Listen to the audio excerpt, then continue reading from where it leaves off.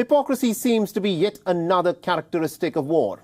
The biggest drumbeats on behalf of Ukraine have come in from Boris Johnson, who's been urging the rest of the world to cut off all imports from Russia. But what is interesting is that Britain itself has not stopped its import of Russian coal. Just last month, 130,000 tons of Russian coal arrived at a port in Lincolnshire on a ship that was flying a Greek flag. The ship may not have been Russian, but the coal most definitely was. From the beginning of the war, there's been a consensus that to stop the Russian war machine, Europe must stop importing the Russian hydrocarbons. There's been a lot of talk on this issue, but very little action. The question, of course, is why has Europe not been able to stop the import of Russian oil and gas? Russia is the world's third largest producer of crude oil, behind only the United States and Saudi Arabia.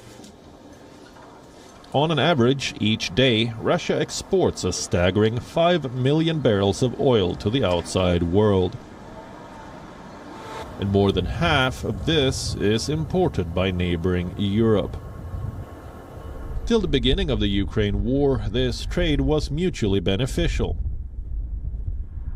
Russia enjoyed the brimming oil profits, while Europe was guaranteed a reliable and cheap source of energy from next door.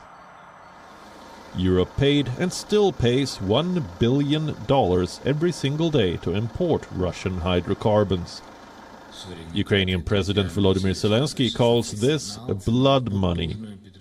The only Western power to impose a complete ban on Russian oil is the United States.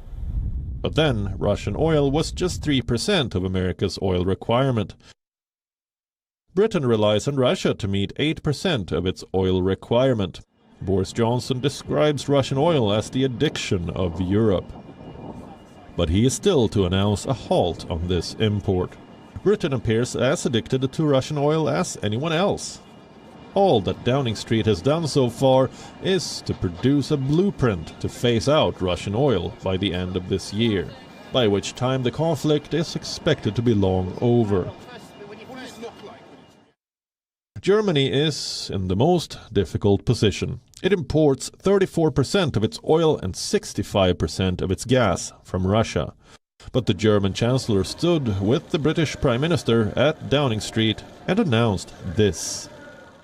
We are actively working to get independent from the import of oil, and we think that we will be able to make it during this year.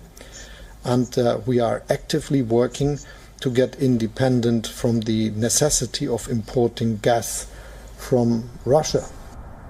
The announcement was bold. Germany made its intention clear, but the details remained fuzzy.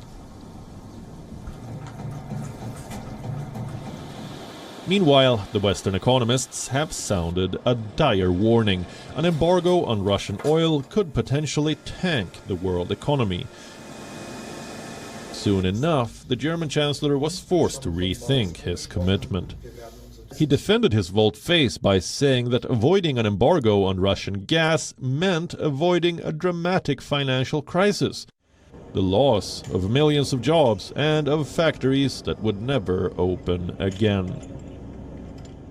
According to projections, if Berlin spurns Russian gas, the German economy will lose a staggering $240 billion, or about 6.5% of its gross domestic product within the next 2 years, sparking off a sharp recession in Europe's largest economy, with knock-on effects on the rest of Europe. For the first time since the 1970s, there is talk about rationing oil and gas in Europe. This would mean Europeans will be asked to drive less, turn down their air conditioning, and work from home 3 days a week. Crude oil breaching $200 per barrel has become a very real possibility. In stark terms, the cost of defending Ukraine is simply too high for Germany and the rest of Europe. The Biden administration, too, has performed a diplomatic somersault. It has reached out to Venezuela's president, Nicolas Maduro, to offset the price of gas that has got kicked up to $4.4 per gallon.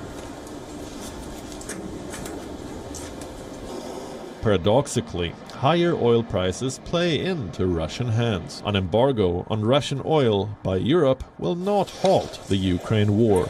Instead, it will rewrite the global energy business.